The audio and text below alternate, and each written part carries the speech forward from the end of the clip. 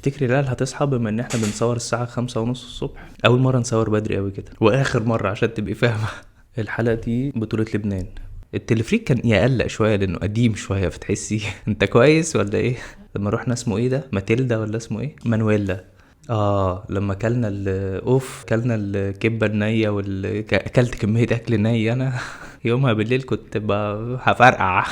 شجر الارز اهي، شجر الارز اهي. الحلقة النهاردة عن كتب البيع، الكتب اللي تخلي الواحد يبقى بياع شاطر. في قصة كده قريتها في كتاب، قصة خطيرة اصلا، لما بحكيها بأشعر. مش عارف ليه، انا بقيت عاطفي قوي. حساس. لا، كان في واحد صاحبي عنده حاجه يسلمها في الشغل ومتاخر موت، قلقان فحت من مديره، حاسس هيترفد وحاجات زي كده. قلت له انا هقول لك على طريقه قريتها في كتاب تخليك تروح تقول لمديرك ان انت ما سلمتش الشغل، وتخلي مديرك ينبسط ويشكر ربنا ان انت ما سلمتش الشغل. يعني طريقه لوزعيه. قصه موجوده في كتاب من الكتب اللي هقولها النهارده، قصه خطيره. في اي حاجه تانية في المقدمه قبل ما نخش على صلب الموضوع؟ يلا بينا.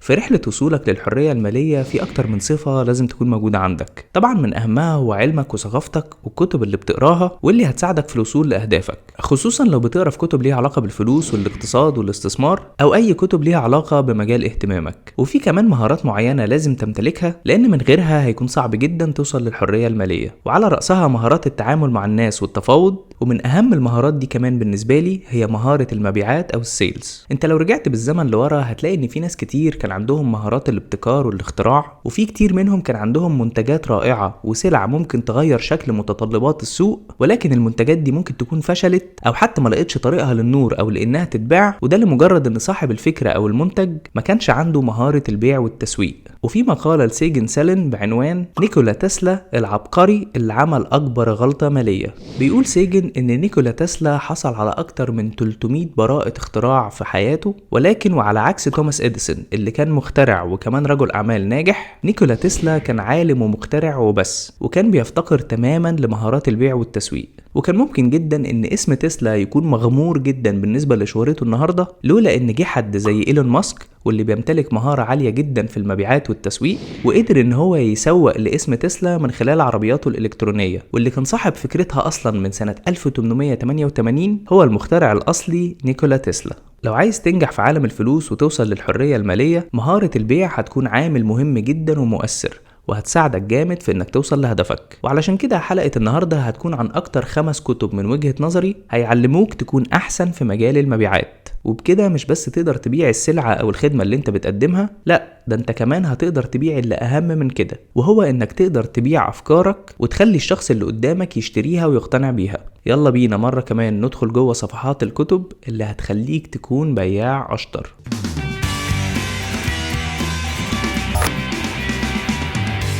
أول كتاب هبدأ بيه هو كتاب Exactly What to Say، واللي كاتبه هو فيل أم جونز. ولو تفتكر معايا، فيل أم جونز ده هو صاحب كتاب من الكتب اللي اتكلمت عليها قبل كده في الحلقة اللي بتكلم فيها عن الكتب اللي تقراها لو عايز تكون شخص أحسن، وكان كتاب Exactly Where to Start. لو لسه ما شفتش الحلقة دي دوس على اللينك اللي هيظهر في ركن الشاشة فوق، وافتحها في تاب تانية لو بتتفرج من على الكمبيوتر، وبقى شوفها بعد الحلقة دي. أما كتاب النهاردة فبرضه مكتوب بطريقة سهلة جدا وعملية كعادة الكاتب في طريقة كتابته، والكتاب ده بيتكلم عن قد إيه إن اختيارك للكلمات اللي بتستعملها بيكون ليه عامل مؤثر جدا في النتائج اللي هتوصل لها، وقد إيه إن كلمتين بنفس المعنى واحدة فيهم ممكن تديلك نتائج عكس تماما الكلمة التانية اللي هي من المفترض إنها مرادف ليها.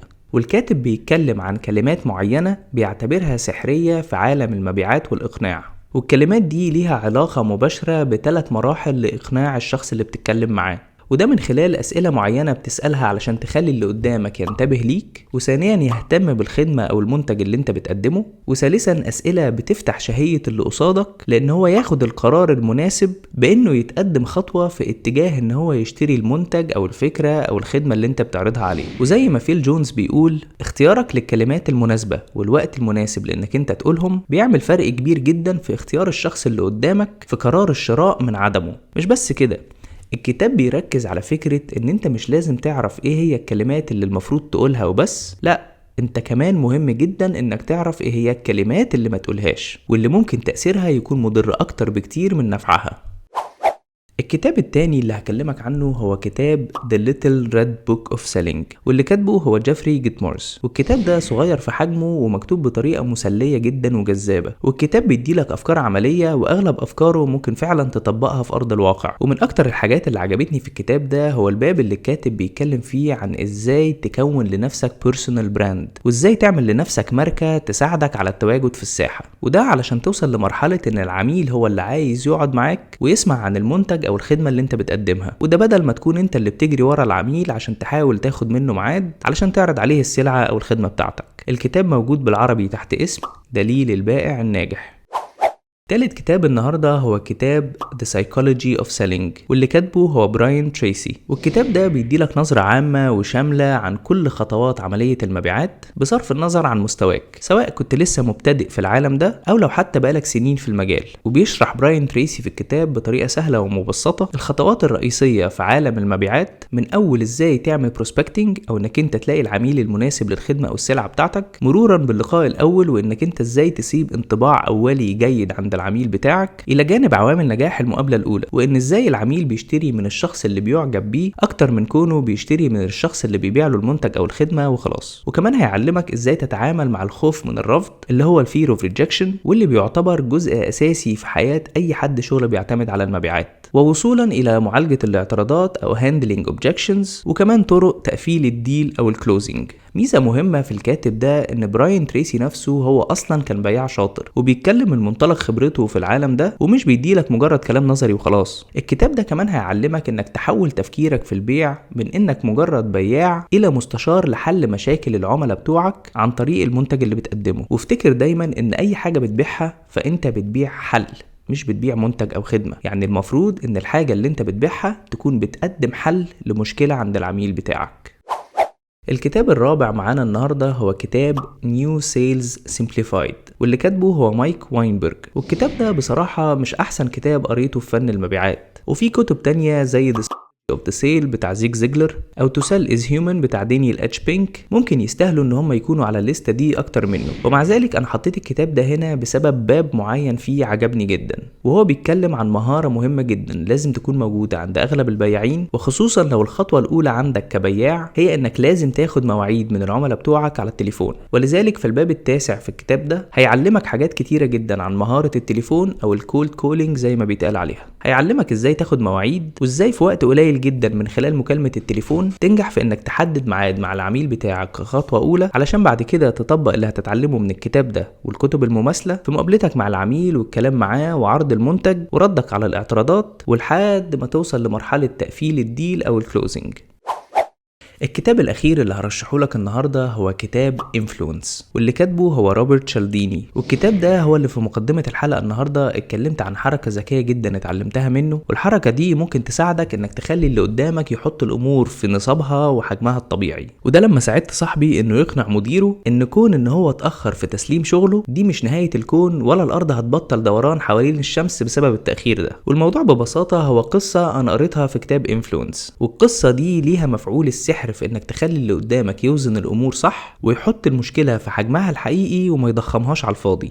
القصة بتقول ان كان في بنت بتدرس في الجامعة في امريكا في ولاية غير اللي اهلها عايشين فيها، والبنت دي بعتت لاهلها جواب بيقول التالي: أعزائي بابا وماما، أنا بكتب لكم الجواب ده بس قبل ما تكملوا قراية هطلب منكم طلب. هطلب منكم إنكم لازم تكونوا قاعدين قبل ما تقروه. وأكدت عليهم إن هم لازم يقعدوا الأول، ودي طبعا في حد ذاتها كده حاجة تخض، لأن ده بيأهبهم إن هم هيسمعوا مصيبة، وغالبا تستاهل إن الواحد يكون قاعد لحسن لما يعرف يغمى عليه ولا حاجة ويقوم واقع من طوله. كملت البنت وقالت لهم: أنا ببعت لكم الجواب ده علشان أطمنكم عليا بعد الحريقة اللي حصلت في مكان السكن بتاعي، وعايز أطمنكم إن الارتجاج في المخ اللي حصل لي بعد ما نطيت من الشباك بسبب الحريقة دي دلوقتي بقى أحسن بكتير، وده بفضل رجل المطافي اللي أنقذني وخدني أعيش معاه في بيته مؤقتا. لكن اللي حصل في الفترة دي هو إني وقعت في حبه، وانا دلوقتي حامل منه. بس ما تقلقوش، هو وعدني انه هيتجوزني بس بعد لما يلاقي شغل جديد علشان اترفد من شغلته الحالية. المشكلة بس اني حامل منه دلوقتي ومعناش اي فلوس، لكن اطمنوا على الجنين، لان الدكتور طمنا ان مرض الايدز اللي اتنقل لي من ابو الولد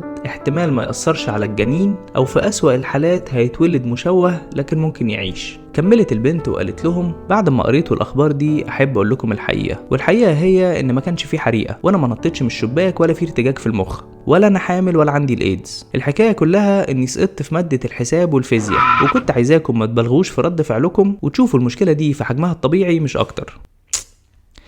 تخيل انت بقى رد فعل الاهل ساعتها بعد المقدمه الناريه دي. اكيد هيقولوا: ياه انت سقطتي بس الحمد لله، ده هم ونزاح الحمد لله. طبعا انا حكيت القصه دي لصاحبي اللي كان متاخر في شغله، قام طالع جري على مديره وهو بيفكر في كميه مصايب وكوارث يحكيها له كمقدمه وهميه، علشان بعد كده يقول له على المشكله الحقيقيه، واللي اكيد كانت طبعا هتبان تافهه جدا بعد المصايب الوهميه اللي كان بيحضرها له كمقدمه.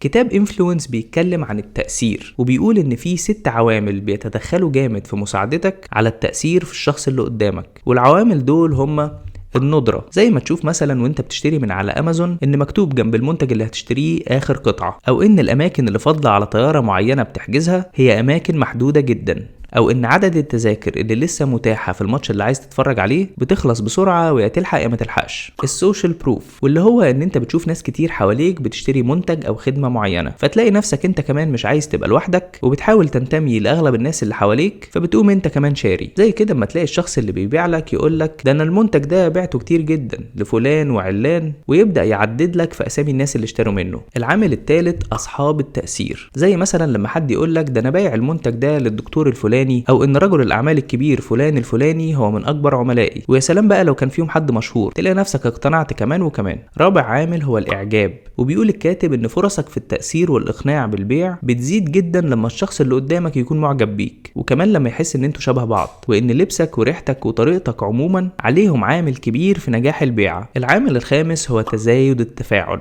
وده عن طريق انك تقنع اللي قدامك واحده واحده وبخطوات صغيره جدا ان هو يتفاعل معاك ويرتبط بالمشروع اللي بتقدمه له، وده لحد ما يوصل لمرحله الموافقه الكبيره على المشروع كله. زي بالظبط لما تلاقي خدمه معينه معروضه عليك من على تطبيق على تليفونك، ويقول لك: ابدا اول شهر بتخفيض كبير، او حتى جرب اول شهر مجانا، فانت تجرب مره والتانيه، وبعدين شهر ورا شهر تلاقي نفسك ارتبطت بالابليكيشن وتعودت عليه، وبتدفع كل اشتراك في ميعاده، لان تفاعلك زاد مع المنتج واحده واحده وبالتدريج. واخر حاجه هي المبادله، ودي نظريه بتثبت ان انت لو اخدت حاجه مجانيه من حد، ده بيرفع جدا نسبه احتمال انك تشتري منه، وده لمجرد احساسك برد الجميل. زي كده ما تكون ماشي في سوبر ماركت وتلاقي عينات مجانيه لنوع جبنه جديد مثلا، تقوم ضايق وبعدين تلاقي نفسك مشتري علبه الجبنه حتى لو ما كانتش على لستة طلباتك. الكتب اللي اتكتبت عن موضوع المبيعات اكتر بكتير من مجرد ان انا احصرهم في 5 كتب، لكن لو بدأت بال5 دول ممكن بعد كده تخش اكتر واعمق في كتب تكون متخصصة اكتر، بالذات لو في نوع معين من انواع البيع، زي مثلا السبين سيلينج، وده اللي بيتكلم عن تفاصيل متقدمة وبتركيز اكتر على النوع ده بالذات من انواع البيع. او ممكن تجيب كتب متخصصة في حل جزء محدد من عملية البيع، واللي ممكن تكون انت بتعاني من ضعف معين فيها، زي مثلا كتب تكون بتركز على ازاي تلاقي العميل المناسب، او كتب بتركز على handling objections، او طبعا الكتب اللي بتركز على جزئية الكلوزنج او تقفيل الديل. حلقة النهاردة كانت طويلة شوية، وعشان كده هسيبك على طول دلوقتي تتفرج على الكواليس، لكن مش قبل لما اقولك على كلمة السر. وكلمة السر النهاردة هتكون زي الكلمات القديمة واللي ملهاش اي علاقة بالموضوع، لكن هنكتبها علشان نحير الناس اللي هتقرا التعليقات وما كانوش اتفرجوا على الحلقة لحد اخرها، ومش هيكونوا فاهمين هي الناس دي بتكتب الكلمة دي ليه. وكلمة السر النهاردة هتكون رمضان كريم.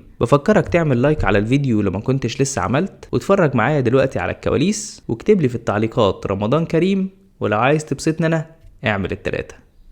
تحياتي. دي مش ناموسة يا معلم، ده ديناصور. مش معقول مش شايفاها، دي قد البقرة، الديناصور الطائر. انا حاسس ان انا بكلم زومبي يعني. بصي 5:30 الصبح زومبي. وعلى رأسها مهارات التعامل مع الناس، مع الناس. وفي مقارة الكتب يعني في كتاب بتاع exactly what to say اللي انا قلته، وفي اصلا لنفس الكاتب exactly how to sell، يعني اكتر في صميم البيع كمان. هو بصراحة فيل ام جونز فظيع. 3 كتب بتوعه اللي عندي احلى من بعض. حلوة المروحة اللي انا بعملها دي.